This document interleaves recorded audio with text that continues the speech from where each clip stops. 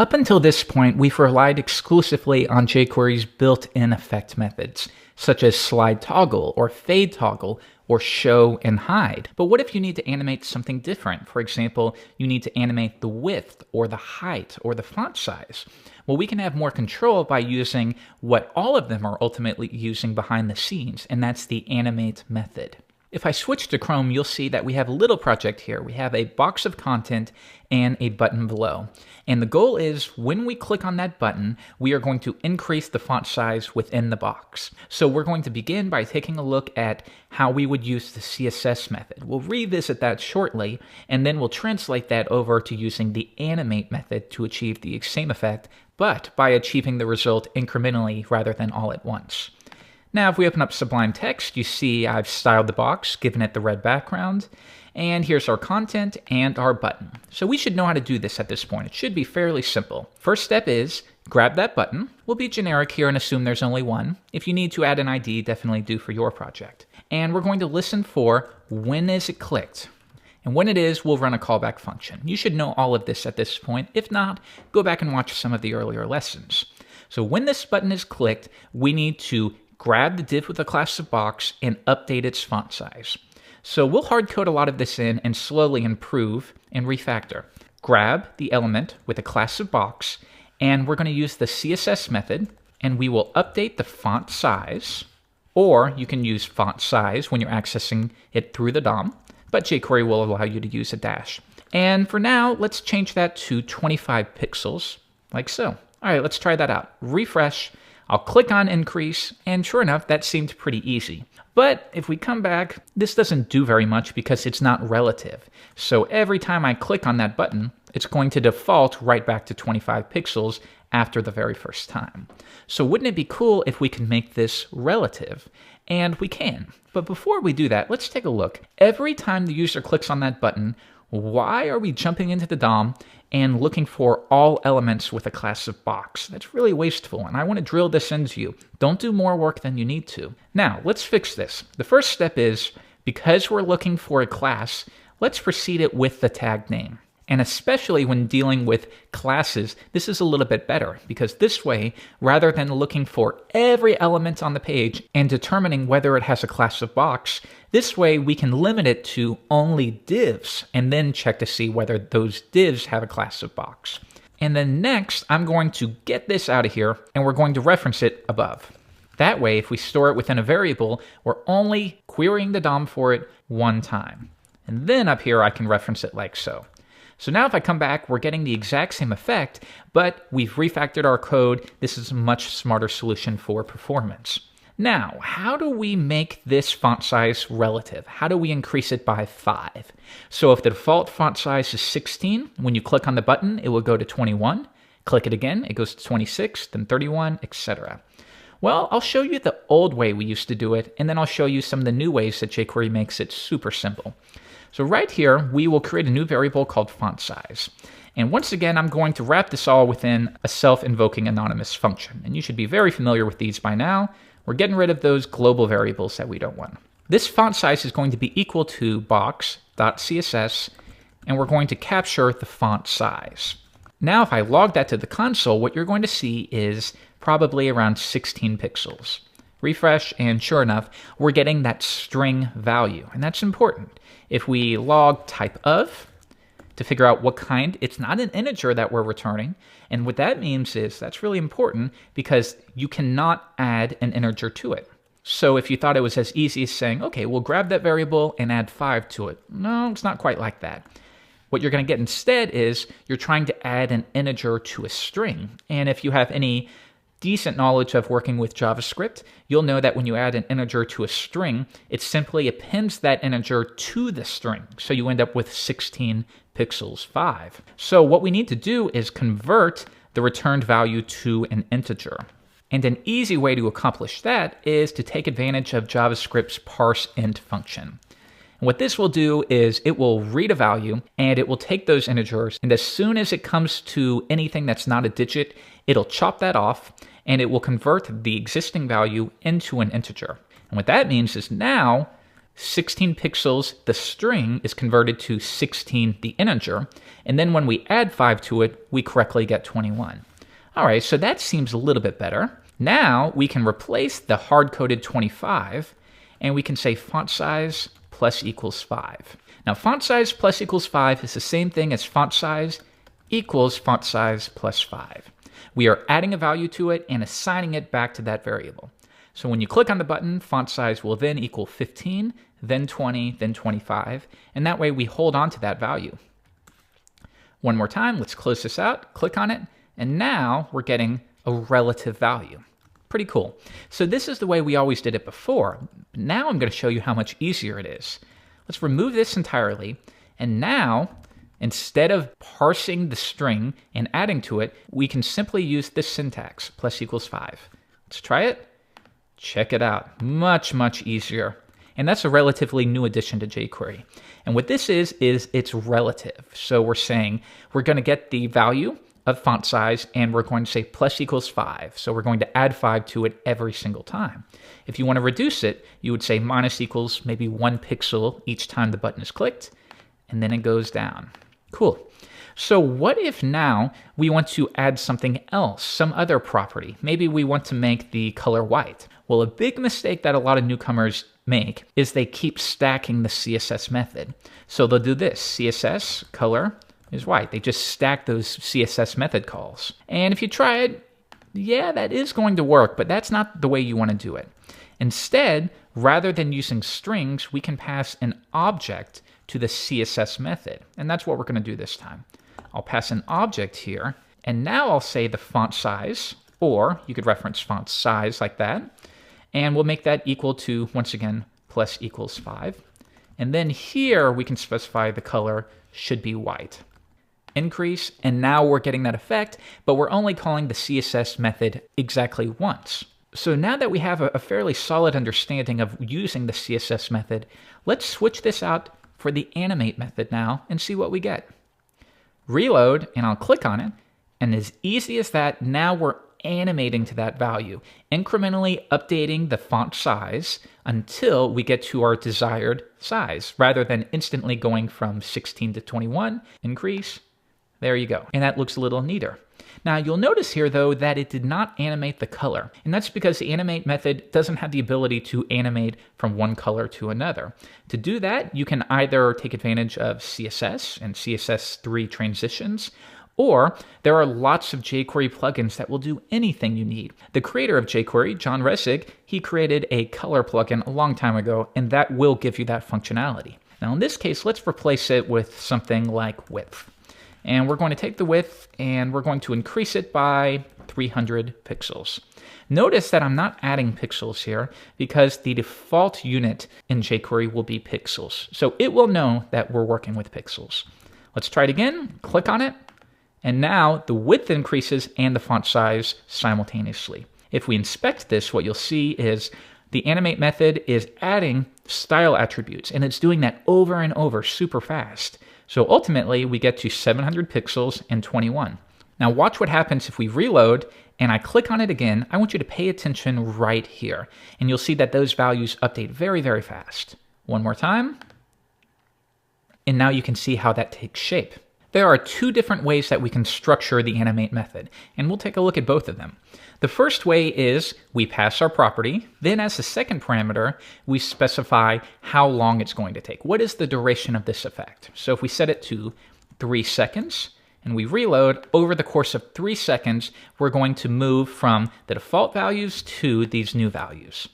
Increase, 1, 2, 3, and now that's finished. Now, if you do not pass a value, similar to slide down or fade in, jQuery will use its defaults. One more time, that's using the default, which should be about 400 milliseconds. Now, in addition to this, we can also specify the easing, and all of these are optional. Now, the default will be swing, but you can also adjust this to linear.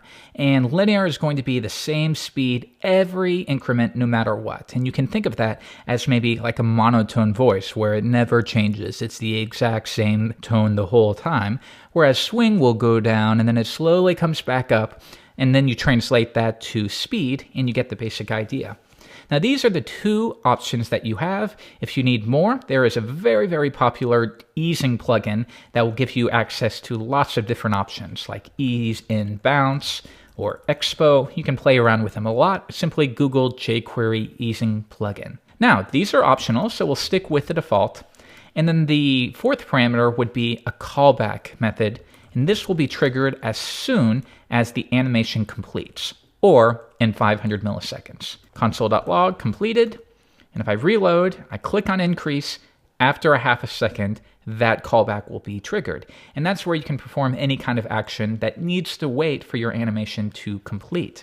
Now, the second way that we can use Animate is by passing a total of 2 parameters. So we can say box.animate. We pass our properties, so in this case, we'll stick with 1 plus equals 5. And then we pass an object as the second parameter. And this is where we can specify additional things. We can specify the duration. We'll set that to 500. Let's make sure that's working. Increase, same effect. We can pass, once again, our complete callback method. Completed. We can pass a step method. And this method is going to be called for every iteration of the animation. So for example, if I say step here, and if I reload, you'll see that it will be called a bunch of different times. And this will be if you need to perform any kind of different operation each step of the way, you can do that. For instance, if we want to console.log, if you're curious, what does this refer to in this context? Increase, you'll see that this is going to refer to the element that we're manipulating, in this case, the box. So then we could say console.log this.css font size, and we could say the current font size is, and we'll wrap this within string. And this way we can see for each step or each increment what the font size is equal to. And I need to wrap that within jQuery, of course, to access the CSS method. Let's try it. Click increase, and there we go. And now you can see how that's working. Now there's also another option you can pass called Q. And let's take a look at this one. I'm going to delete these because we're not going to be working with them. We'll keep the duration though. Now we can stack the animate method. So if we want to do another one, and let's clean this up just a touch real quickly, we can once again animate, and this time we will say font size. Once again, we will plus equal 10 this time, and we're going to do that over 500 milliseconds. Let's try it out. Increase, it goes up, and then it goes up even faster. So to really see that take effect, let's change that to 3 seconds. Increase, it goes 1 step. And notice that when we stack the animate method, meaning we call it once and then we call it again, the second one will wait for the first one to complete. So we can see this even easier if we set top equal to 500. Now it's important to remember when you're adjusting the top, right, left, and bottom values, you're still restricted the same way you are with CSS. So make sure that you have a positioning context or it simply won't take effect. Now if I increase, the font size goes up, and then the box shifts down because we adjusted the top value. If we add a length to that or a duration, now we get that as well. But what if you're in a situation where you want them to occur simultaneously? Well, you could place here top 500 pixels, but the problem is now both of those are bound to the exact same duration. So they will both take 1/2 second to complete. But if you're in a situation where note that top needs to take 3 seconds to complete, and a way to get around that is to stack them, and then as a second parameter, we can specify the duration is 3 seconds, and then we can set Q to false. And what that means is we're not going to add this animate method to jQuery's queue so that it knows to trigger each one and then knock it off the queue, go to the next one, execute that, knock that off the queue. We're saying, nope, this shouldn't be bound to the queue, so this will execute at the same time as the one before it does. Now let's try it. Increase, and notice the value is going down at the same time.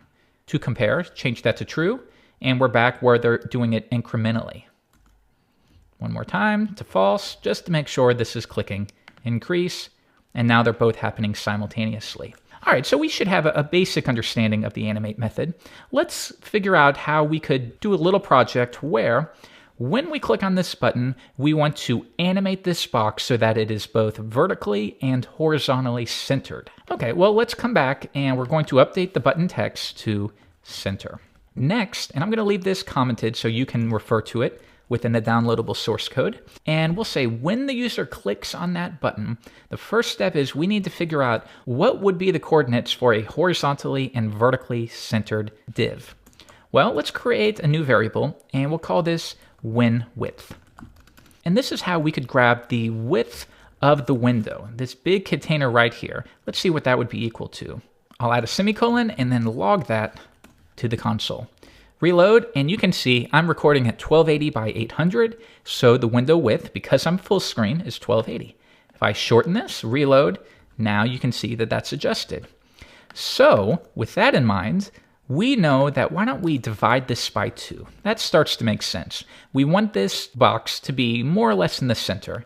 So our first step is divide the window width by 2 and see if that value works. So right here at the top, we'll say box, and we'll use CSS just for now.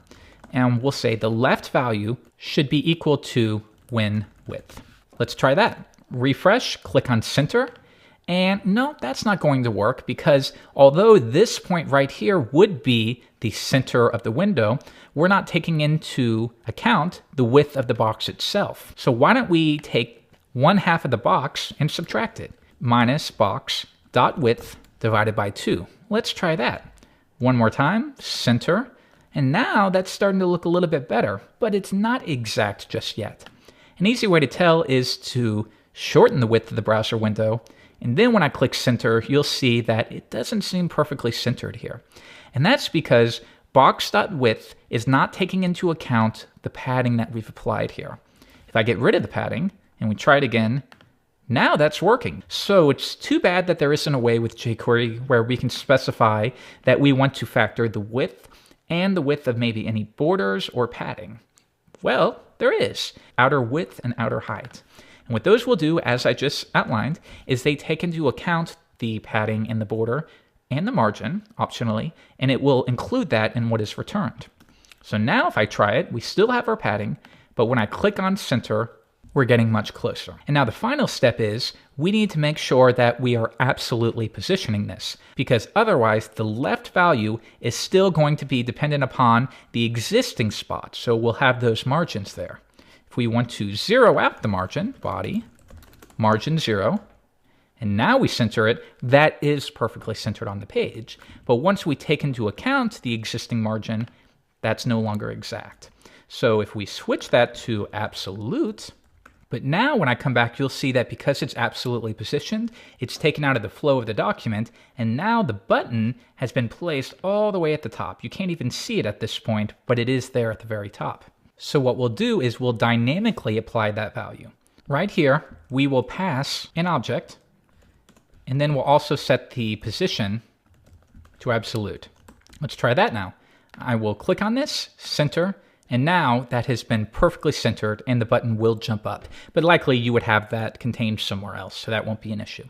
Let's extend this out again, click on it, and now that has been horizontally centered on the page. There's lots of different ways to do this now.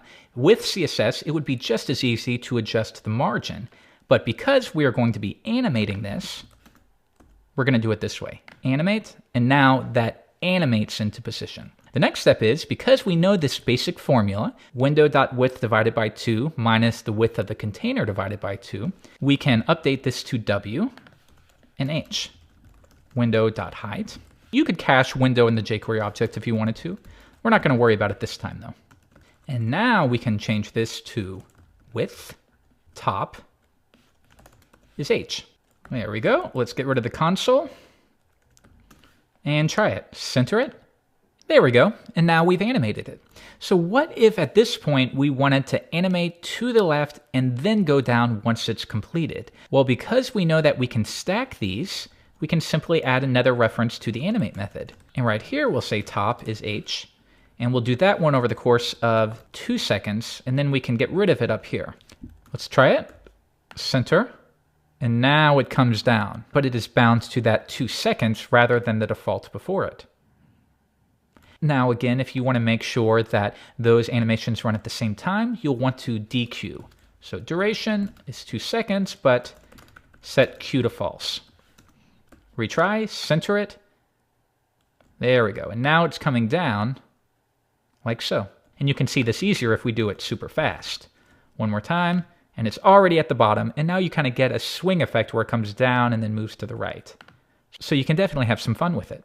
Now, it's important to remember that a lot of the things we can use with jQuery animations can honestly be done with CSS at this point. So while you might be used to doing something, for example, like Animate, and let's get rid of these. You might, let's say you want to add a border radius. Well, you could do it like this, border radius, and we'll set that equal to 50.